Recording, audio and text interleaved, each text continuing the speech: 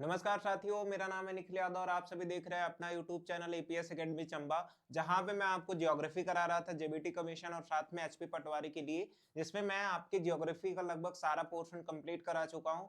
यहाँ पे कुछ ऐसे पार्ट्स बचे हैं जहां से आपके एग्जाम में क्वेश्चन बनते हैं, तो हम उसको भी पूरी तरीके से कंप्लीट करेंगे, क्योंकि जब तक हमारा पूरा सिलेबस कंप्लीट नहीं रहेगा एग्जाम में हम जा करके अच्छा नहीं कर सकते, क्योंकि हमें पहले अपना क्या करना है, सिलेबस कंप्लीट करना है। तो आपको मैंने कई सारी चीजें पढ़ाई और आइए यहाँ पे एक बार सिलेबस में हम देखते हैं कि आपका क्या क्या ऐसा पार्ट छूटा हुआ है जहां से आपके एग्जाम में क्वेश्चन बनते हैं। और याद रखिएगा, अगर आपको लग रहा कि आप उतना सिलेबस कर चुके हो, इसके बाद ये सारे वीडियो आपके काम के लायक नहीं है, तो ये आप गलत सोच रहे हो, क्योंकि जब तक आपका सिलेबस कंप्लीट नहीं होगा आपके एग्जाम में कहीं से भी क्वेश्चन पूछा जा सकता है। तो आपको सारे वीडियो ध्यान से देखने हैं। इसके बाद मैं आपको बताया था कि मैं आपको 2 लेक्चर प्रोवाइड करूंगा, तो ज्यादातर 2 या 3 लेक्चर में आपका पूरी तरीके से कंप्लीट हो जाएगा। तो आप इसको भी ध्यान से देखिएगा। और इसके एमसीक्यू जैसे मैं आपको प्रैक्टिस करा रहा, ऐसे ही आपको हमारे मॉक टेस्ट में आपको देखने को मिलेगा। तो आप हमारे साथ वहां पे जुड़िएगा और अपनी तैयारी को और ज्यादा बेहतर बनाइएगा। तो यहाँ पे आपको थोड़ा सा मैं सिलेबस दिखा रहा। सिलेबस में हमने कई सारी चीजें, लगभग आपका सिलेबस जो है वो 80% कंप्लीट हो चुका है। 9 वीडियो आपको प्रोवाइड की गई हैं। तो आप अगर अभी तक उसको नहीं देखे हैं तो जा करके देख लीजिएगा, या अगर अभी तक सारे वीडियो आपने देखे हैं तो उसके बाद ये जो बचा हुआ पार्ट है इसको भी आप पूरी तरीके से कंप्लीट करिएगा। तो यहाँ पे हमने कल क्या पढ़ा था, तो कल हमने यहाँ पे जो आपका रिसोर्सेस एंड डेवलपमेंट वाला पार्ट है इसके बारे में हमने यहाँ पे कंप्लीट देखा था और इसके एमसीक्यू को भी प्रैक्टिस किया। साथ में फॉरेस्ट के बारे में, फॉरेस्ट इन्वायरमेंट के बारे में मैंने बताया कि जो वन होते हैं वो किस टाइप के होते हैं, कितना परसेंट होते हैं, ये सारी चीजें। इसके अलावा यहाँ पे मैंने और भी कई सारी चीजें बताई थी, जैसे कि आपको यहाँ पे वाइल्ड लाइफ के बारे में बताया था कि जो वन्य जीव संरक्षण अधिनियम 1972 में पारित हुआ था, वहां से आपके एग्जाम में क्वेश्चन बनते हैं। टाइगर प्रोजेक्ट पे आपके एग्जाम में क्वेश्चन बनते हैं और कौन सा टाइगर रिजर्व कहाँ पे है उसके बारे में क्वेश्चन बनता है। साथ में आपको जिम कार्बेट नेशनल पार्क के बारे में याद रखना है, क्योंकि उसका जो नाम है वो चेंज कर दिया गया है और रामगंगा नेशनल पार्क कर दिया गया है, जो कि आपके लिए इंपॉर्टेंट है क्योंकि वो हिमाचल के बगल में ही है। तो वहां की जो करंट न्यूज है वहां से भी आपके एग्जाम में क्वेश्चन बनने के ज्यादातर चांसेस है, तो आप उसको ध्यान दीजिएगा। आज हम क्या पढ़ने वाले हैं, तो आपको यहाँ पे दिख रहा होगा बचा क्या है, आपको यहाँ पे वाटर रिसोर्सेस। अब यहाँ पे हम वाटर रिसोर्सेस के अंदर देखेंगे कि कितनी सारी चीजें हमें पढ़नी है। इसके अलावा यहाँ पे आज हम दोबारा फिर देखने वाले हैं एग्रीकल्चर के बारे में, जहां से हर एक एग्जाम में भर भर के क्वेश्चन पूछे जाते हैं। तो आपको ये दोनों टॉपिक स्किप नहीं करना है, ध्यान से पढ़ना है और डिटेल में पढ़ना है। मैं भले ही एक लेक्चर ज्यादा लग जाए, मैं कोई बात नहीं, मैं लेकिन इन सारी चीजों को डिटेल में पढ़ाऊंगा ताकि आपके एग्जाम में यहाँ से किसी भी प्रकार का कोई क्वेश्चन ना छूटे। इसके अलावा बचेगा आपका मिनरल्स एंड एनर्जी,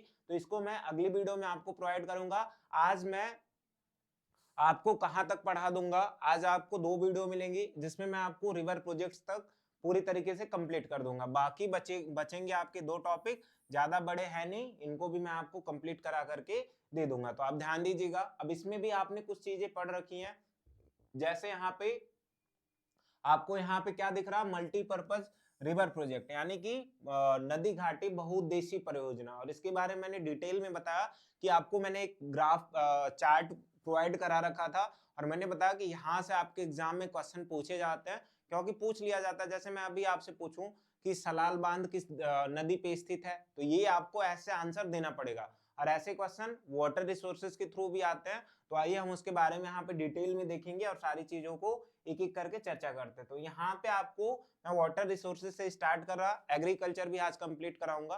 तो यहाँ पे आपको क्या दिख रहा, आपको दिख रहा जल, जल का मतलब वाटर। इसमें कई सारी चीजें होती हैं, एक एक करके ध्यान से सुनिएगा। यहाँ पे कुछ फैक्ट्स होते हैं जहां से एग्जाम में डायरेक्ट क्वेश्चन बनते हैं और वैसे क्वेश्चन आज मैं आपको यहाँ पे दिखाने वाला हूँ। तो क्या दिख रहा है आपको, यहाँ पे बोल रहा कि वैश्विक संदर्भ में भारत के पास कितना जल उपस्थित है।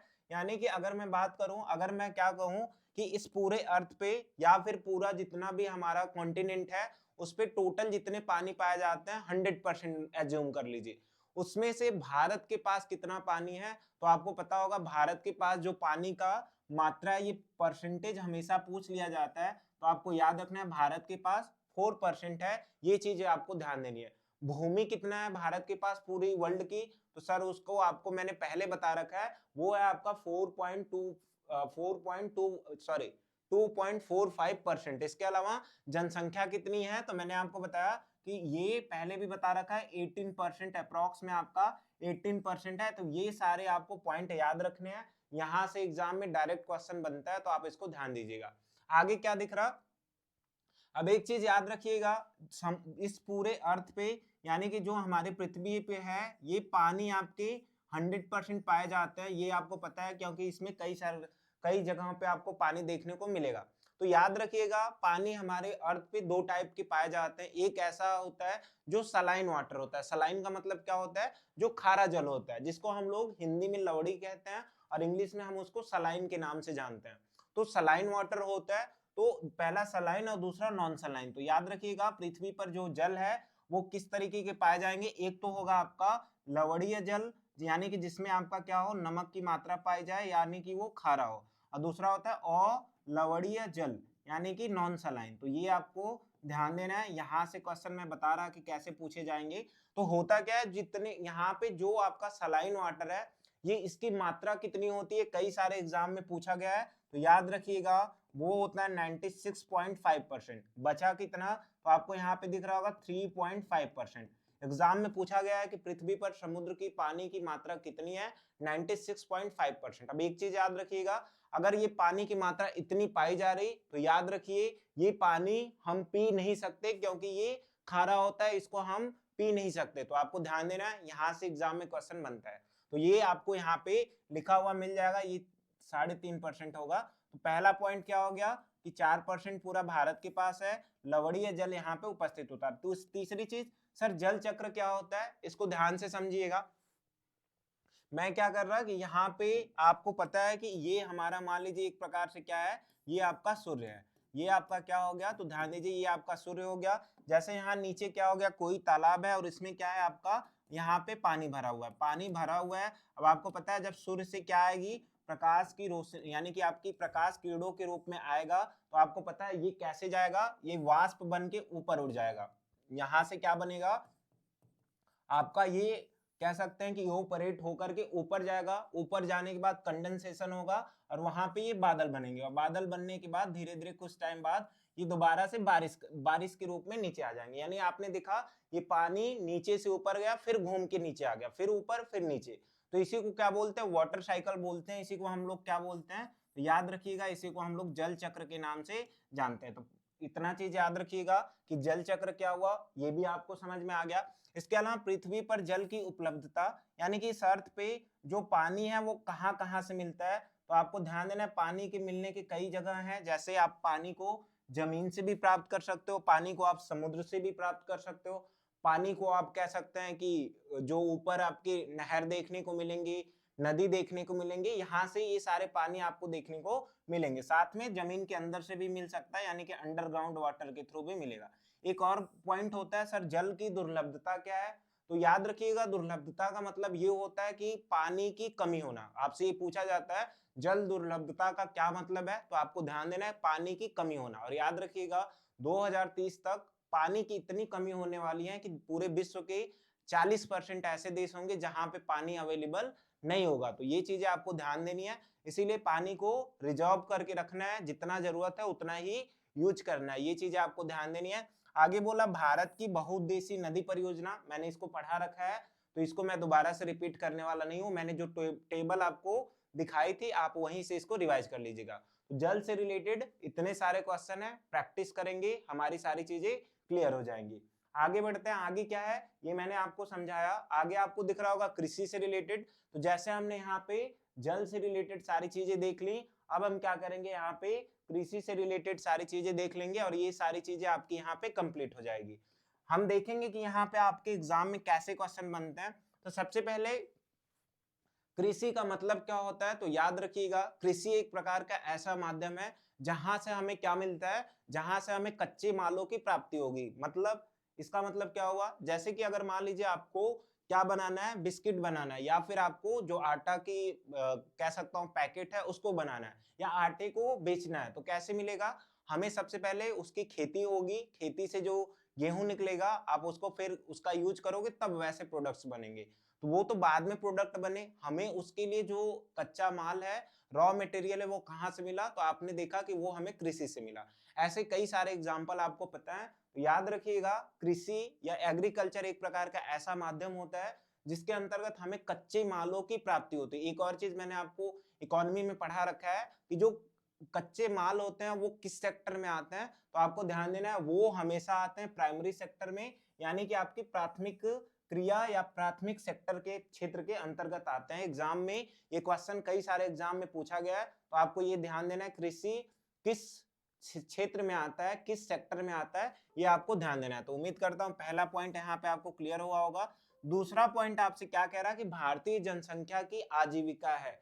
अब आपको पता है कि हमारे देश को, भारत को कृषि प्रधान देश कहा जाता है। क्यों? क्योंकि यहाँ पे जो ज्यादातर लोग हैं वो किस पे डिपेंड है? एग्रीकल्चर पे डिपेंड है, वो हमेशा कृषि पे डिपेंड है। याद रखिएगा, भारत में लगभग 60% से ज्यादा लोग 60% से ज्यादा लोग किस पे डिपेंड है? याद रखिएगा, कृषि पे। लेकिन अब धीरे धीरे इसकी संख्या कम हो रही, क्योंकि मैंने आपको इकोनॉमी में बताया था कि लोग यहाँ से निकल करके टर्शियरी सेक्टर की तरफ मूव कर रहे हैं। तो ये चीजें आपको ध्यान देनी है। तो भारत की आजीविका क्यों कहें, मैंने आपको यहाँ पे बता दिया। आगे है कृषि की समस्या क्या है। तो आपको पता है कृषि के अंदर कई सारी समस्या हैं, जैसे कि भूमि का बंजर हो जाना, सही मशीनों का उपयोग, मतलब कि मशीनें सही से अवेलेबल नहीं होना। इसके अलावा और भी क्या, खाद का सही तरीके से या फिर उर्वरक का सही तरीके से उपयोग न करना, तकनीकी का यहाँ पे कमी होना, यानी इस तरीके की समस्याएं, समस्या से आपके एग्जाम में क्वेश्चन नहीं बनता है। तो इसको बस मैं केवल आपको दिखाने के, बताने के लिए लेके आया हूँ, तो आप इस पर्पस को समझिएगा। अभी क्या इंपॉर्टेंट है आपके लिए? प्राथमिक क्रिया है। इसके बाद आजीविका पे कैसे डिपेंड है, यही मैंने बताया। अब हम यहाँ पे सबसे इंपॉर्टेंट अगर मैं बात करूं कृषि से रिलेटेड, तो आपको ध्यान देना है, सबसे जो इंपॉर्टेंट है वो है आपका कृषि के प्रकार। बहुत इंपॉर्टेंट है, यहाँ से क्वेश्चन एग्जाम में बनते ही बनते हैं, तो आपको ये चीजें ध्यान देनी। मैं बता भी रहा कि कहाँ से एग्जाम में क्वेश्चन बनेंगे, तो आप इस बात को ध्यान से देखिएगा। याद रखिएगा, जो कृषि है ना, कृषि के 4 प्रकार होते हैं। सर कौन कौन सा? पहला आपको यहाँ पे दिख रहा होगा प्रारंभिक जीविका निर्वाह कृषि, दूसरा आपको यहाँ पे दिख रहा होगा गहन जीविका निर्वाह कृषि, तीसरा आपको दिख रहा होगा वाणिज्यिक कृषि, और चौथा आपको यहाँ पे दिख रहा होगा रोपड़ कृषि। याद रखिएगा, एक एक करके सारी चीजों के बारे में मैं आपको यहाँ पे बता रहा, तो आप इसको ध्यान दीजिएगा। क्या होता है प्रारंभिक जीविका निर्वाह कृषि? ध्यान से सुनिएगा, इसको हम लोग एक और इसका नाम होता है, क्या होता है? एग्जाम में वो वाला नाम आपसे पूछा जाता है, तो आप इसको याद रखिएगा। इसको हम क्या कहते हैं? इसको कहते हैं कर्तन दहन प्रणाली। क्या कहते हैं? इसका एक और नाम है, कौन सा? तो आपको याद रखना है कर्तन दहन प्रणाली। ये चीजें आपको ध्यान देनी है। क्या है मतलब, मैं अभी आपको मतलब समझा दे रहा। कर्तन दहन प्रणाली, जिसको हम लोग शिफ्टिंग कल्टीवेशन के नाम से जानते हैं। याद रखिएगा, ये ऐसी कृषि होती है जो लगभग, जो जंगलों में ज्यादातर लोग रहते हैं ऐसी ही कृषि करते हैं, जिसमें वो करते क्या है, किसी जंगल को काट करके, उसको जला करके, उसको वहीं पे छोड़ देंगे, उसकी राख बन जाएगी। राख जो है वो जमीन पे अपना फैल जाएगी, मिल जाएगी, फिर वहां की जो भूमि है वो आपकी उपजाऊ हो जाएगी। जिसके बाद वहां पे वो कुछ साल तक खेती करेंगे, फिर उसको छोड़ के चले जाते हैं। क्यों चले जाते हैं? क्योंकि वहां की जो मिट्टी है उसकी उपजाऊ क्षमता धीरे धीरे खत्म होने लगती है, इसीलिए वो छोड़ के चले जाते हैं। तो प्रारंभिक जीविका निर्वाह कृषि क्या होता है? उम्मीद कर रहा है ये आपको समझ में आया होगा। जीविका निर्वाह का मतलब अपने जीवन को निर्वाहित करने के लिए, व्यतीत करने के लिए। दूसरा है, बोला कि गहन जीविका निर्वाह कृषि। इसका मतलब क्या होता है? याद रखिएगा, जैसे जो गांव में प्रॉपर लोग रहते हैं, जिनके पास अपनी भूमि होती है, तो वो क्या करते हैं? वो अपने जीने के लिए, अपने भोजन के लिए क्या करते हैं? खेती को करते हैं। इसको क्या कहते हैं? तो याद रखिएगा, इसको बोलते हैं गहन जीविका निर्वाह कृषि। तीसरा है वाणिज्यिक कृषि। वाणिज्यिक कृषि का मतलब क्या होता है? इसको इंग्लिश में कहते हैं कॉमर्शियल एग्रीकल्चर। कॉमर्शियल एग्रीकल्चर का मतलब क्या होता है? कॉमर्शियल की अगर मैं बात करूं, तो याद रखिएगा, इसका जो रिलेशन है वो आपका मनी से है, पैसे से है। यानी एक ऐसी खेती की जाए जिससे हमें क्या हो? पैसे की प्राप्ति हो। जब हम अपने जो प्रोडक्ट्स हैं उसको जब बेचे तो हमें क्या मिले? पैसा मिले। जैसे कि कॉमर्शियल एग्रीकल्चर का मतलब, इसका एग्जांपल क्या हो सकता है? जैसे कि कॉफी की होगी खेती, जो लोग कॉफी का करेंगे वो केवल खुद पीने के लिए थोड़ी यूज करेंगे उसको, तो वो बेचने के पर्पज से कर रहे हैं। अगर जैसे चाय चाय की जो खेती हो गई, उसको जब लोग करेंगे तो उसको बेचने के पर्पज से करते हैं, ना कि केवल खुद पीने के लिए। तो ये आपको ध्यान देना, कॉमर्शियल एग्रीकल्चर क्या होता है समझ में आ गया होगा। आगे क्या है आपको, रोपड़ कृषि। अब याद रखिएगा, रोपड़ कृषि का मतलब क्या हुआ कि एक बड़े से इलाके में, यानी कोई व्यक्ति है गांव में, मान लीजिए जो भी व्यक्ति है कोई एक, उसके पास खूब ज्यादा भूमि हो और उसके ऊपर क्या करे, वो खेती करे और पैसे कमाने के लिए वो भी करे। जैसे कि गेहूं हो गया, जैसे यूएसए में आपको पता है कि यूएसए के अंदर बड़े किसी भी व्यक्ति के पास काफी ज्यादा भूमि होती है, तो वो अलग अलग बड़ी बड़ी मशीनों का उपयोग करके क्या करते हैं, खेती करवाते हैं। और खेती करवाते हैं और वहां पे ज्यादातर मशीनों का उपयोग करेंगे, क्योंकि बड़े इलाके में वो खेती इसलिए करते हैं ताकि उत्पादन ज्यादा हो तो वो पैसे कमा सके। तो इसको हम क्या कहते हैं, तो याद रखिएगा, इसको हम रोपड़ कृषि के नाम से जानते हैं। पहले आप एक्सप्लेनेशन को समझ लीजिए ताकि आपके फिर एमसीक्यू एकदम इजी तरीके से बन जाए। अगर आप डायरेक्ट एमसीक्यू करोगे तो याद रखो आपका वहां आंसर गलत होने के बहुत ज्यादा चांसेस होते हैं। तो उम्मीद कर रहा ये सारे आपके नाम पता चल गए होंगे कि इनका क्या मतलब है। एक और चीज, ये जो कर्तन दहन प्रणाली है ना, याद रखिएगा, कर्तन दहन प्रणाली के अलग अलग नाम होते हैं। जैसे कहीं जगह बदल गई, यानी कि कहीं किसी एक जगह पे उसको लोग दूसरे नाम से कहते हैं, दूसरी जगह पे दूसरे नाम से कहते हैं। तो यहां से आपके एग्जाम में क्वेश्चन बनते हैं। तो आइए हम उसको देख लेते हैं कि वो अलग अलग नाम से किस प्रकार से जाने जाएंगे। यहाँ पे आपको टेबल दिख रही होगी, क्या लिखा है इसमें ध्यान से समझिएगा ताकि किसी भी प्रकार की कोई दिक्कत ना हो। इसको असम, मेघालय, मिजोरम और नागालैंड में किस नाम से जानते हैं, तो याद रखिएगा इसको लोग झूम कृषि के नाम से जानते हैं। ये याद रखिएगा कहाँ पे क्या बोला जाता है, एग्जाम में ऐसे क्वेश्चन बनते हैं और ऐसे क्वेश्चन आपके एग्जाम में पूछे गए हैं। इसके अलावा मणिपुर में इसको पामलो के नाम से जानते हैं, अंडमान निकोबार में इसको दीपा के नाम से जानते हैं और मध्य प्रदेश के अंदर इसको हम लोग वेबर या दहिया के नाम से जानते हैं। तो ये नाम आप याद रखिएगा, इंपॉर्टेंट है। आगे कुछ और इंपॉर्टेंट फैक्टर है, आपको ये चीजें ध्यान देनी है, काफी ज्यादा इंपॉर्टेंट है। यहां से एग्जाम में क्वेश्चन बनते हैं, यहां से जरूर बनते हैं, आप इसको ध्यान दीजिएगा। मैं यहीं पे पहले ही लिख दे रहा, ये आपके लिए इंपॉर्टेंट है, आप इसको याद रखिएगा। क्या दिख रहा आपको यहाँ पे, आपको दिख रहा कि भारत में कह रहा कि भारत में मुख्य रूप से 3 फसल ऋतुओं पाई जाती हैं। आपने इसका नाम सुना होगा, रबी की फसल, खरीफ की फसल और जायद की फसल। सर ये रबी की फसल क्या होती है, ऐसी फसलें जो कब बोई जाए, तो आपको याद रखना है ऐसी फसलें जो अक्टूबर में बोई जाए। कब, तो आपको याद रखना है अक्टूबर या नवंबर में आपकी बोई जाए और वो कब उनकी कटाई कर ली जाए, तो याद रखिएगा अप्रैल में।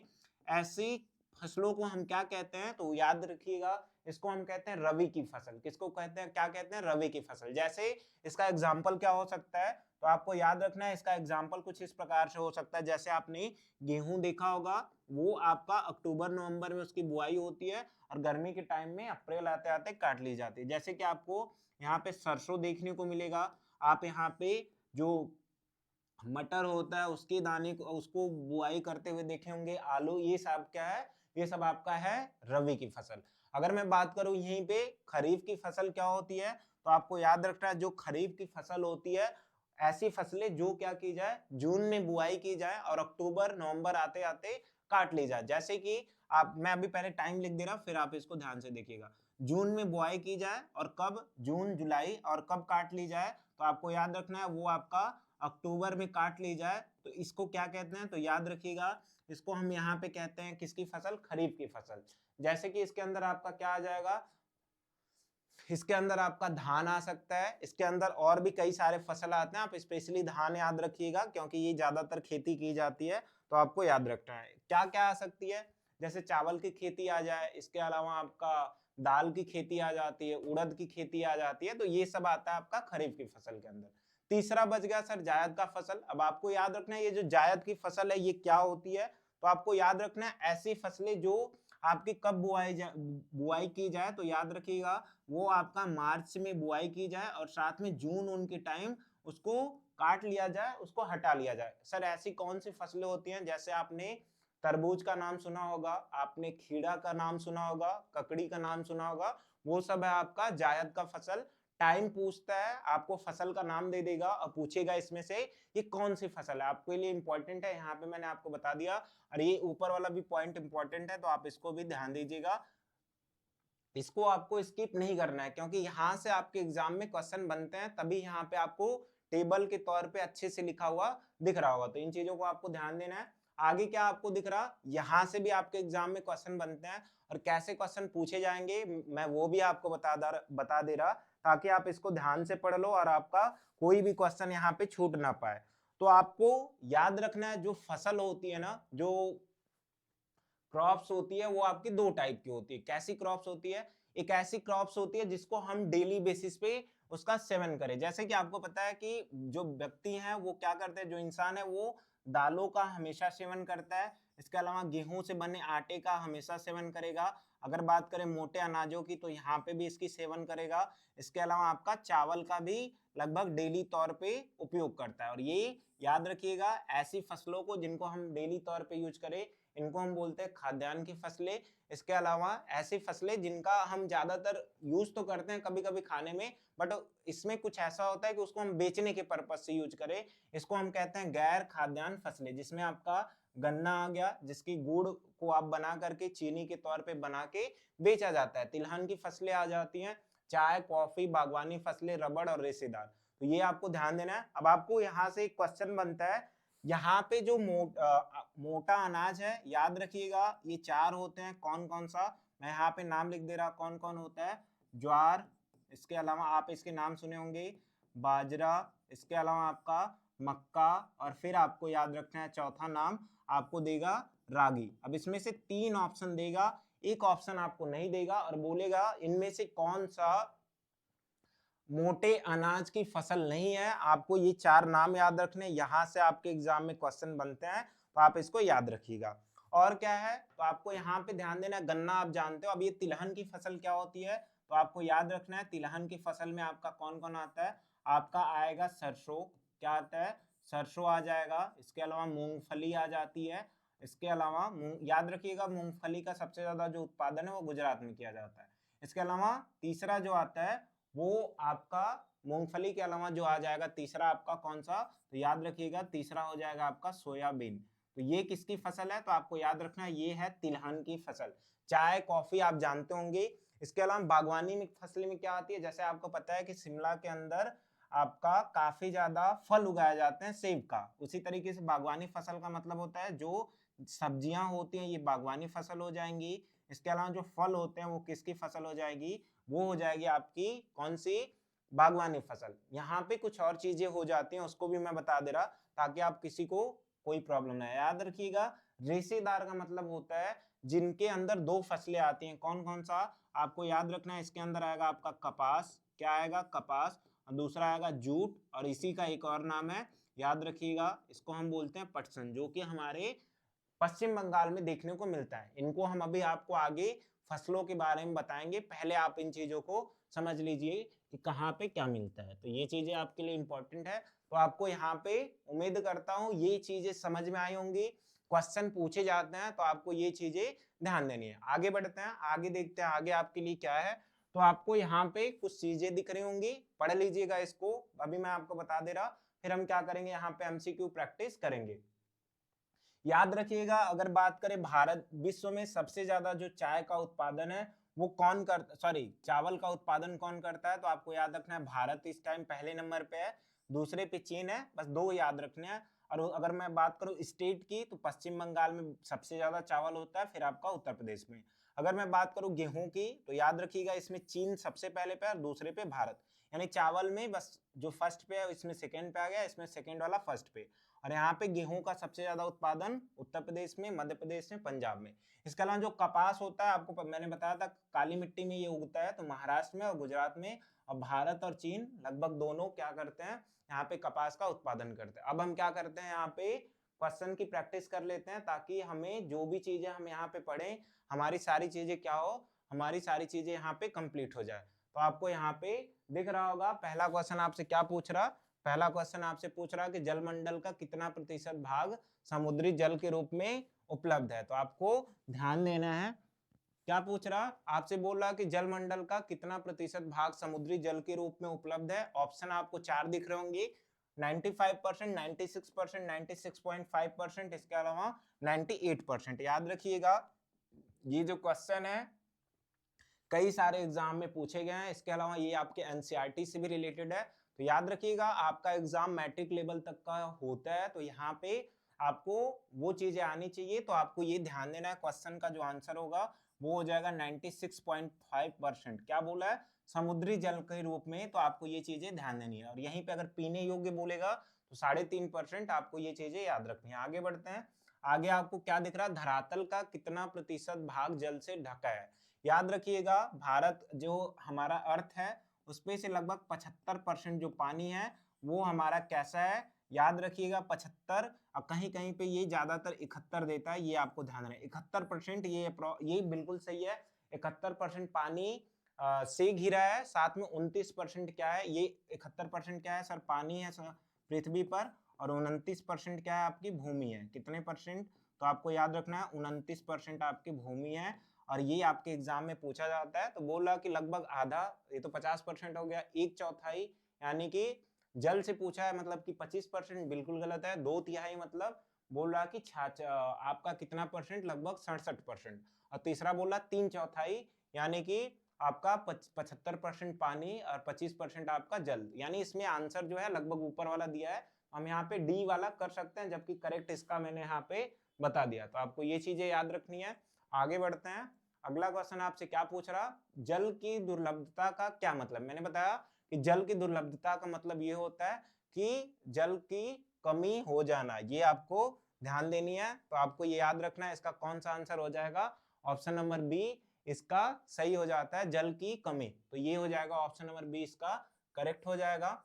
आगे आपसे क्या पूछ रहा है? अगला क्वेश्चन बोल रहा कि नर्मदा बचाओ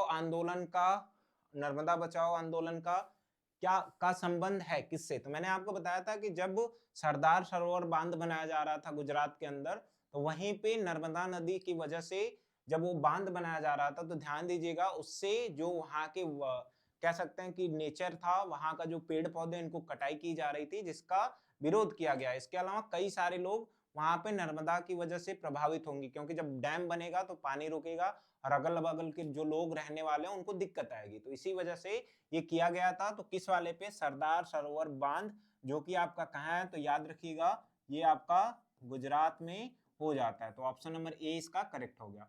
आगे बढ़ते हैं। अगला क्वेश्चन क्या है? सलाल बांध किस नदी पर स्थित है? अब ये आपके नदी घाटी बहुउद्देशीय परियोजना से आया हुआ क्वेश्चन है। तो क्या हो जाएगा? तो आपको पता है मैंने बताया था कि चिनाब रिवर पे ये आपका डैम पाया जाता है। तो आपको याद रखना है कौन सा आंसर हो जाएगा? ऑप्शन नंबर बी इसका करेक्ट हो जाता है। आपको ये चीजें ध्यान देनी है।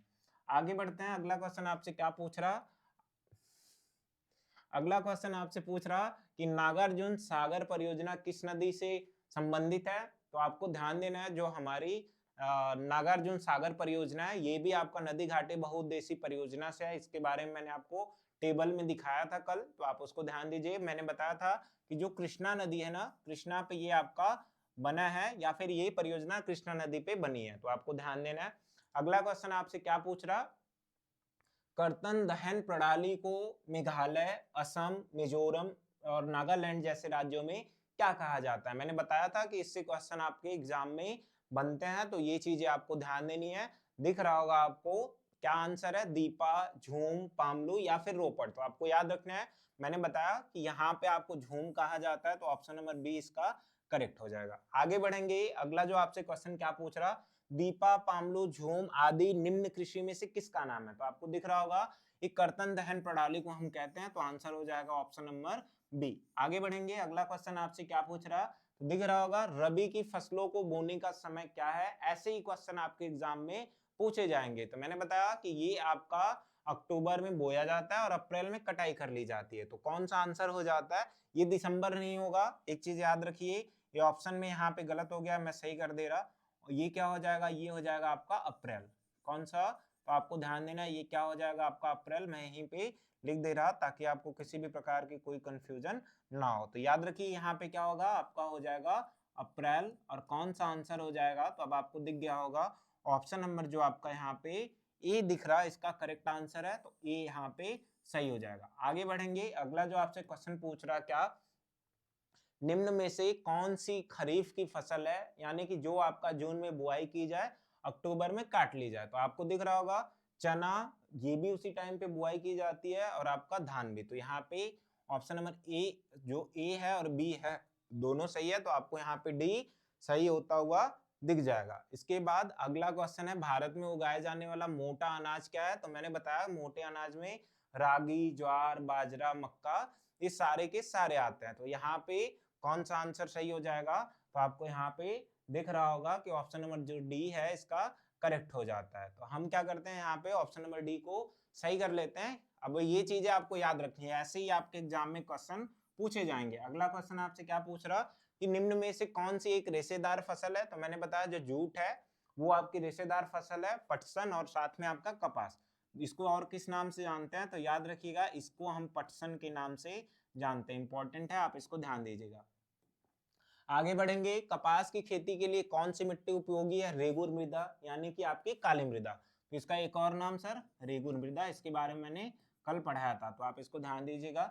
आगे फिर आपसे क्या पूछ रहा भारत में निम्न में से कौन सर्वाधिक चाय उत्पादन राज्य है? तो आपको याद रखना है जो असम है वो सबसे ज्यादा चाय उत्पादन करता है। अगर कॉफी की बात करें तो कर्नाटक सबसे ज्यादा कॉफी का उत्पादन करेगा। इसके बाद अगला क्वेश्चन आपसे क्या पूछ रहा है, निम्न में से किस वस्तु का निर्यातक भारत नहीं करता है? तो याद रखिएगा, हमारे यहाँ पे इनमें से जो निर्यातक किस वस्तु का, क्या बोला? अच्छा, निर्यातक भारत नहीं है, यानी कि ध्यान दीजिएगा, क्वेश्चन मैंने गलत पढ़ दिया था।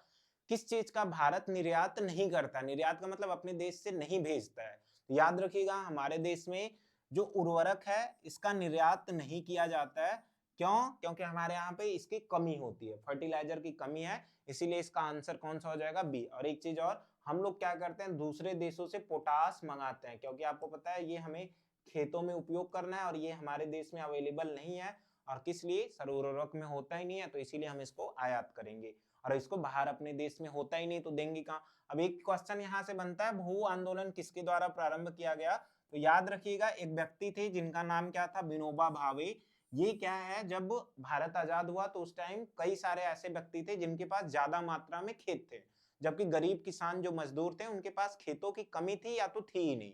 तो हुआ क्या, क्योंकि असमान वितरण भारत में हुआ था, ये जाते हैं आंध्र प्रदेश के एक देश में, अरे सॉरी, आंध्र प्रदेश के एक राज्य में, मतलब आंध्र प्रदेश में जाते हैं, तो वहां पे कई सारे गरीब किसानों ने इनसे बोला था कि आप हमारे लिए भूमि को मतलब कि दो, या फिर हमें भूमि को दीजिएगा, क्योंकि हम भी उस पर खेती कर सकें, ताकि हम भी अपनी आजीविका को चलाएं।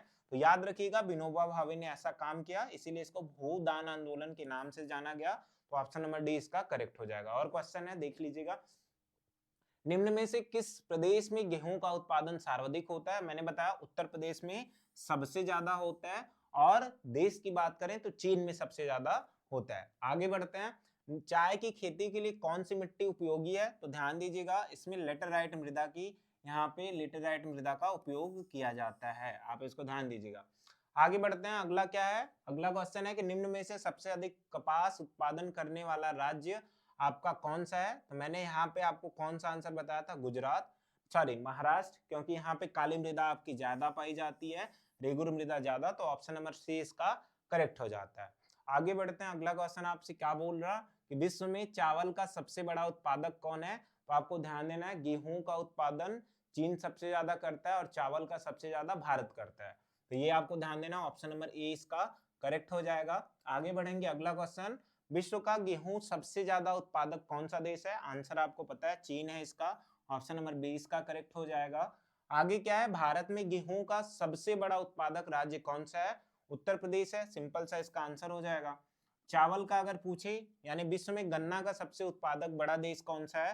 तो आपको याद रखना है, जो साउथ अमेरिका का ब्राजील देश है, ये विश्व में सबसे ज्यादा कॉफी का भी उत्पादन करता है, और साथ में ये ब्राजील जो है वो आपका कॉफी का भी उत्पादन करेगा। किसका? तो याद रखिएगा, ये कॉफी का भी, साथ में आपका गन्ना का भी। दूसरे नंबर पे कौन आता है सर? तो आपको याद रखना है, वो है आपका भारत, तो आंसर हो जाएगा ब्राजील।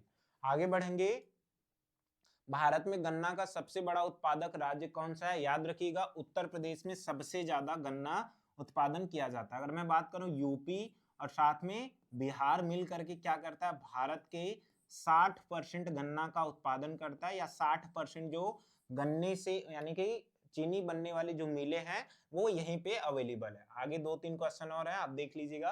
कृषि किस क्षेत्र के अंतर्गत आता है? तो आपको मैंने बताया क्वेश्चन पूछा जाता है option number A primary sector के अंतर्गत। आगे बढ़ेंगे, भारत में गन्ना का सबसे बड़ा उत्पादक राज्य सर उत्तर प्रदेश, दोबारा रिपीटेड है। और यहाँ पे आपके जो कॉन्सेप्ट थे, साथ में जो आपके एमसीक्यू थे, यहीं पे आपका पूरा कंप्लीट खत्म हो जाता है। याद रखिएगा, आपको कॉन्सेप्ट पढ़ना यहाँ पे जरूरी होता है। हम क्वेश्चन तो कई सारे प्रैक्टिस कर लेंगे, लेकिन हमें वो चीजें समझ में नहीं आएंगी और हम उसका रट्टाफिकेशन भी नहीं कर सकते हैं। तो आपको पहले कॉन्सेप्ट पढ़ना है, फिर इसके बाद आपको क्या करना है, वहां पे एमसीक्यू प्रैक्टिस करना है। जिसके बाद आपका ये जो चैप्टर होगा, आपका ये जो टॉपिक होगा, वो पूरी तरीके से कंप्लीट हो जाएगा। तो उम्मीद करता हूँ ये चीजें आपको समझ में आई होंगी। अगर आपको समझ में आती है ये चीजें, तो आप कमेंट बॉक्स में बताइएगा कि ये सेशन आपको कैसा लगा। और मैंने आपको बता रखा है कि जल्दी हमारा मॉक टेस्ट आने वाला है, तो आप हमारे साथ जरूर जुड़िएगा। तो मिलते हैं फिर आपसे अगली वीडियो में। तब तक के लिए आप सभी का धन्यवाद। अगर आपने अभी तक चैनल सब्सक्राइब नहीं किया है तो सब्सक्राइब कर लीजिएगा, साथ में इसे अपने दोस्तों तक शेयर कीजिएगा।